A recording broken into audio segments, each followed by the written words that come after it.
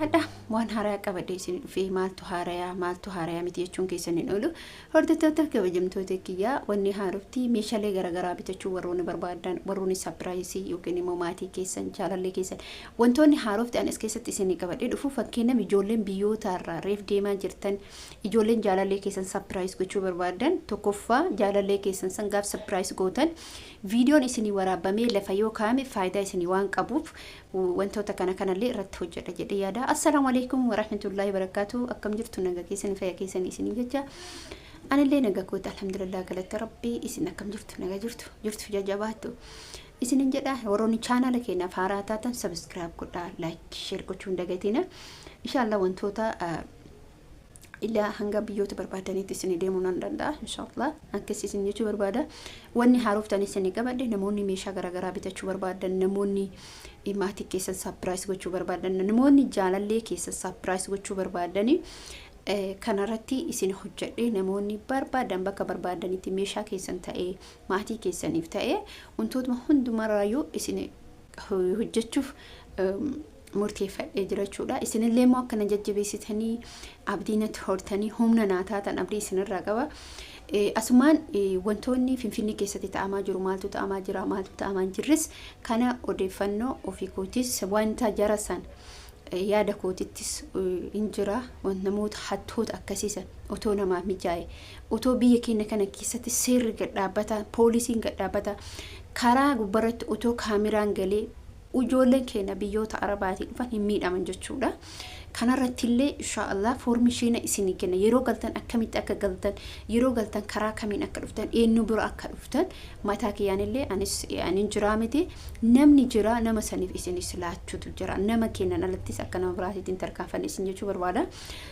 asumaan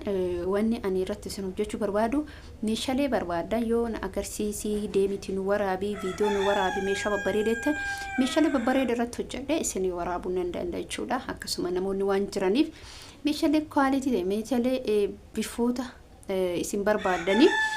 meeshaalee barbaadan screenshot gootanii natti ergattanii meeshaa san irratti isin hojjechuu hin danda'a jechuudha maaliif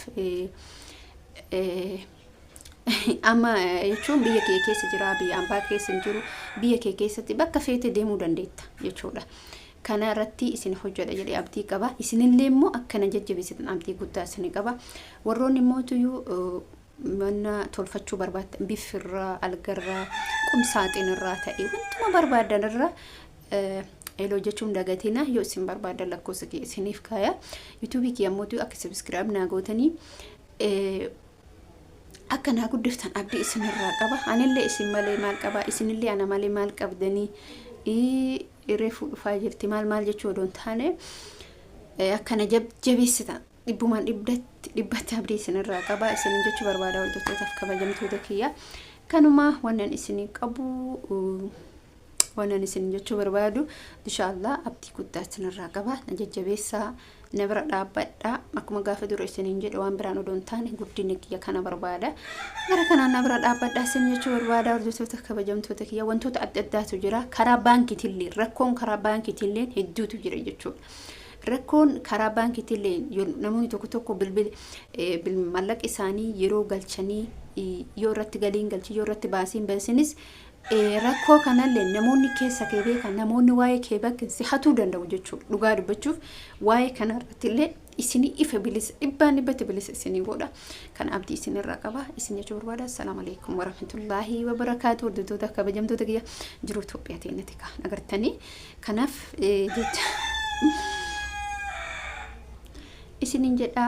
wanni an isin dhaamu asirratti obboleeyyan keenya biyyoota ambaa keessa jiraatanii gara mallaqaatillee ta'e gara biraatillee ta'e wanta barbaadan nagaafachuu dandeettan jechuudha wanta barbaadan akkamittillee akkaawuntiin keessanillee socho'uu qaba akkamitti namni siyaasaa kamii mallaqa namallee ka irraa ture mallaqa tokko tursiistee yoo irratti hin erginis namoonni tokko bilbila namaatiin karaan kunillee hedduutu jira amma adada oolee budhaan garuu manaan ba'u malee utoo manaa ba'e foormichi waa hedduutu jira jechuudha maaliif faayidaa isinii qaba warroonni biyyoota namaa teettanii mallaqa keessa yoo akkaawuntii keessan irratti galii yoo dhaaban namoonni si beekan siistamaan amma namni sitti dhiyaatu tokko mallaqa keessan hatuu danda'a jechuudha garuu namni sun mallaqa keessan sitti dhiyaatee ho'ate mootuyyuu rakkoon akka waliigalaatiitti baankiin hin callisu kanallee kunis barumsa guddaa faayidaa keessan isin fayyada waan isin fayyadu kana mootuyyuu tuffatanii biran darbina isin jedhina isin fayyada faayidaa kitu waan hundaa takka takkaan hattuun akkamitti akka namattu mallaqa baankii akkamitti namni sitti dhiyaate akkiti hattu warroonni yeroo iddoo riippoortii galtanii achi baatan akkamitti nama hattu kuni waan addaatu jira jechuudha dhugaa rabbii dubbachuuf obboleen kiyya obboleettiin keenya tokko galtee jechuudha akkuma achirraa buutanii qabeenya isii argaa jirtan jechuudha wanni boolee kana keessatti ta'aa jiru waan addaati wanni Itoophiyaa kana keessatti ta'aa jiru waan addaati jechuudha kanaaf ka isin barbaachisu isin foormeeshina namaa fudhachuun dirqama waan namni jedhu dhageeffachuun dirqama wanni namni biyya keessaa jedhu dhibbumaan dhibbatti akka dhugaateetti irratti fudhadha ijoolleen keenya gabbaaniin dubbatan hin sodaanna anarraayyuu qabe anuu giddii gadi ba'e ji'a tokkoof deema kunoo giddii gadi ba'ee dubbadha jechuudha rakkoo jiru hundi dhiifama kanaafi gaafa nuti namni biyya keessaa akkana jedhan jennu dubbiin sobaa miti dhibbatti wanni biyya keessatti ta'amaa jiru wanni biyya keessatti godhamaa jiru hatturraa ta'ee saamamurraa ta'ee diigamuu manaatirraa ta'ee manni seera kamtu qaba seera kamtu qabne ta'e hunduma isaarratti raayyuu dhibbatti dhuguma jechuudha dhugaa dubbachuudha maaliif nuti biyya ambaa jirru yeroo biyya ambaa jiru sa waa'uu dhugaa sitti fakkaatu garuu amma mootuu adaduma ooltee bultuun waan hunda addaan baafachaa waan hunda ifa godhachaa adada sochootu anamma akka galeen biyya keessa sochoona dhugaa rabbii dubbachuuf guyyaa sadii maal qofan gadi ba'e maaliif baankiin keessa yeroo maallaqa keessan argattan baankii keessan cheek godhamuu qaba birriin keessan laallamuu qaba baankii dhaqxanii jechuudha malleen keessan sun jira hin jiru zim jettanii irratti galchitanii caalisinaa jechuudha malleen suni yoo itti galee irraan bayin yooma itti galee gabii yoo itti galees fakkeenyaaf dirqama laaluun kee jechuudha dirqama dhayxee laallamuuni baankiin keessummaatiin keessum dhaqee sochoosuu qaba akkaawwantii keetirraa achirra yoo asitti kagalchu taate baankii dhaqee maatiin sun mallaqa keessan jiramoo hin jiru yeroo amma wanni hundiyyuu gubataan wanni hundiyyuu oo'adha wanni oo'aa kana wanni hunda kana keessatti mootuyyuu laala yeroo oo'aa yeroo gubataa kana keessatti immoo nutis akkuma yeroo gubatu sanitti maali bakka biraatu wanna haasaa oolamiti fakkeenyaaf imoodhaan waan mata'e nuyyuu dirqamaatii kee itti bilbiltee halkanii guyyaa waqqiftee birrii kee cheek naa godhe birrii kee naa laala